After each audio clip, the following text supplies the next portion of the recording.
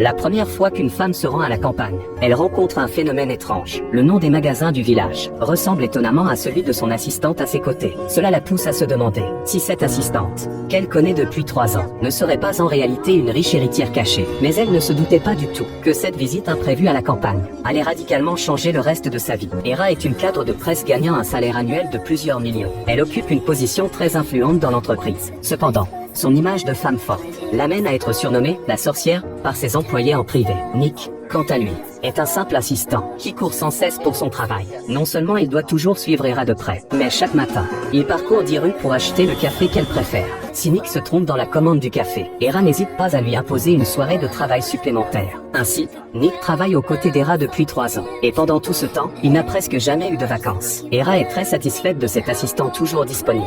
Dans l'entreprise, elle est connue pour sa manière de diriger avec autorité et domination. C'est ainsi que tous ses employés la décrivent. Même si son style de travail est difficile à supporter pour beaucoup, son efficacité fait que son patron choisit toujours de la tolérer. Mais cette fois, Hera commet une grave erreur. Absorbée par son travail, elle oublie de soumettre sa demande de visa, et le visa expire. L'immigration décide alors de l'expulser. Cela tombe comme un coup de tonnerre pour Hera. Ce qui la choque encore plus, c'est que les actionnaires décident, après son expulsion, de donner son poste au vice-président qui venait juste d'être licencié. À ce moment précis, Nick entre accidentellement dans son bureau. Regardant Nick, Hera a une idée audacieuse. Elle décide de l'épouser. S'il se marie rapidement, Hera pourra légalement obtenir un nouveau statut, et ainsi s'installer aux États-Unis. Sans donner à Nick le temps d'expliquer, Hera le tire vers son bureau. Bien que Nick ne soit pas intéressé par cette femme, pensant à tout ce pourquoi il a travaillé pendant 3 ans, il finit par accepter cette proposition. De plus, une fois le délai légal écoulé, ils pourront mettre fin à leur mariage. Il prévoit de se rendre ce week-end chez Nick pour fêter le 90e anniversaire de sa grand-mère et profiter de l'occasion pour annoncer leur mariage à sa famille.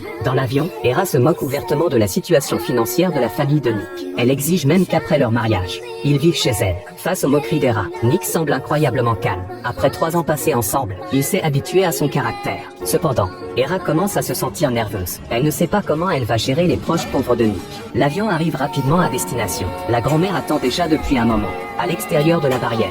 Dès qu'elle voit les deux, la mère de Nick accueille Hera chaleureusement. Le groupe prend une voiture pour traverser les routes montagneuses et finit par arriver dans un petit village. Mais bientôt, un spectacle étrange s'offre à Hera. Les magasins du coin portent tous un nom commençant par le nom de famille de Nick. Ce qui est encore plus surprenant, c'est que, peut-être parce qu'il se trouve chez lui, Nick commence à changer. Il n'est plus aussi conciliant avec Hera et la regarde dans une position embarrassante. Mais quand il voit Hera descendre, l'air effrayé, il tend la main pour l'aider. Très vite, il monte à bord d'un yacht, mais Hera est remplie de doutes. Est-ce vraiment la maison de Nick? Quand ses yeux balayent une paroi rocheuse, un immense château apparaît. C'est alors que ses soupçons se confirment. En réalité, c'est Nick, le riche héritier, et elle n'est qu'une simple travailleuse. Pour célébrer le retour de leur fils, sa famille organise un grand festin. Hera rencontre enfin le père de Nick, un homme très sérieux, qui désapprouve fermement le choix de son fils de mener une vie de travailleur. Dans ses propos, on sent une grande moquerie pour le travail de Nick. Mais Nick est déjà habitué à ces discussions lors des fêtes.